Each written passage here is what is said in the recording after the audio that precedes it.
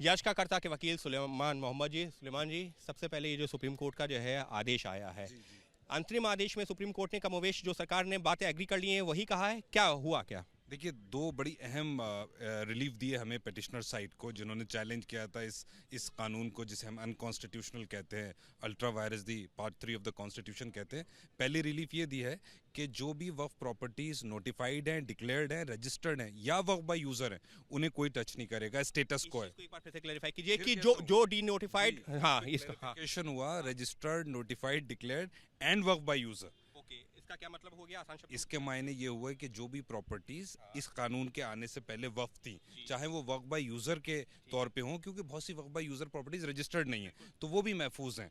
ये मैं आपको और क्लैरिफाई कर दूं, ये ऑर्डर हमारे सामने हुआ है, जितनी एक इंसानी जहन से और इंसानी कानों से सुना जा सकता है वो मैंने सुना है। मैं जितना मैंने सुना है वो मैं बता रहा हूँ, बाकी शाम को अपलोड होगा जब ऑर्डर, तो आपको क्लैरिफाई हो जाएगा। लेकिन जो मैंने सुना और लोगों ने भी सुना कि जो वक्फ प्रॉपर्टीज रजिस्टर्ड हैं, नोटिफाइड हैं, डिक्लेयर्ड हैं और वक्फ बाय यूजर हैं, उन्हें कोई महफूज है, वो उन्हें कोई टच नहीं कर सकता, ना उनमें कोई इंटरफेरेंस होगा। दूसरा ऑर्डर ये किया उन्होंने कि जो स्टेट वक्फ बोर्ड्स हैं और सेंट्रल वक्फ काउंसिल है, उसमें जो अपॉइंटमेंट्स हैं वो भी फ्रीज कर दिए।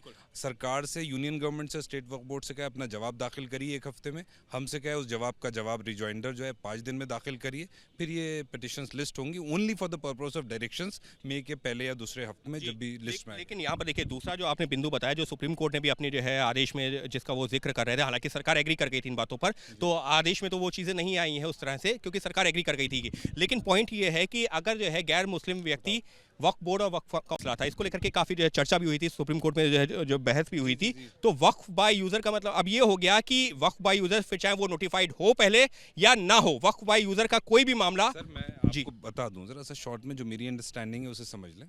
जो प्रॉपर्टी रजिस्टर्ड एज अ वक्फ, उसका तो लीगल क्लेम काफ़ी सबकी नज़र में सरकार भी एग्री करती है कि जो रजिस्टर्ड वक्फ है उसमें हमें कोई आपत्ति नहीं है। वक्फ बाय यूज़र में ऐसे भी वक्फ हो सकते हैं जो रजिस्टर्ड नहीं है, but because of their use, लंबे वक्त तक उनके इस्तेमाल से वक्त हैं। मिसाल के तौर पे मैं आपको एक एग्जांपल दे देता हूँ। कब्रिस्तान है कोई, उसकी कोई ना सेल डीड है, किसी ने गिफ्ट कर दी, ना उसने रजिस्टर कराया, मुर्दे उसमें दफन हो रहे हैं, वो वक्फ बाय यूज़र है, 50 साल से 100 साल से उसमें मुर्दे दफन हो रहे हैं, फिर उनको पलट के दोबारा दर्ड है, क्योंकि कोई उस पर क्लेम नहीं करता, ना ही वो उसकी कोई डीड है, गिफ्ट डीड है, किसी की प्रॉपर्टी थी उसने दे दी, तो अब वो वक्फ बाय यूज़र 100 साल से इस्तेमाल हो रहा है, तो वक्फ रहेगा ना।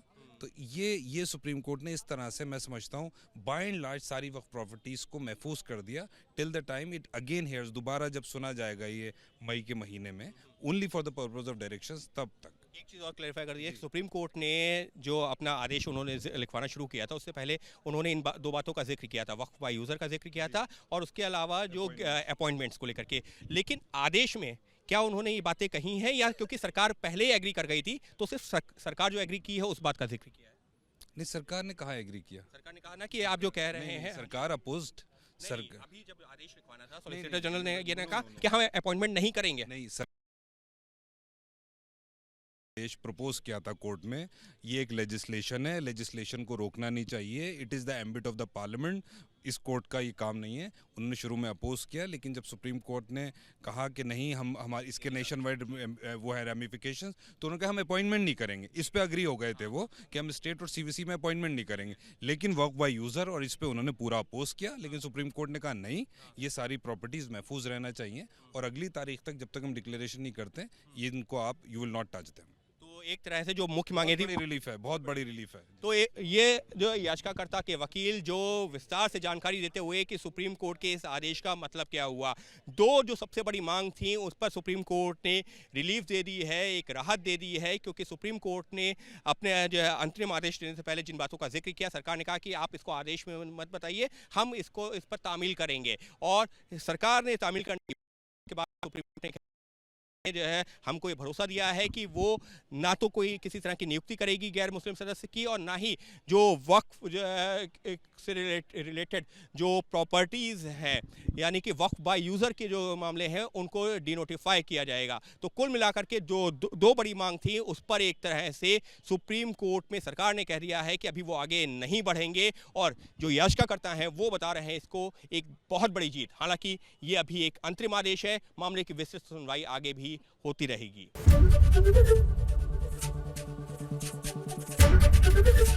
एबीपी गंगा, खबर आपकी, जुबान आपकी।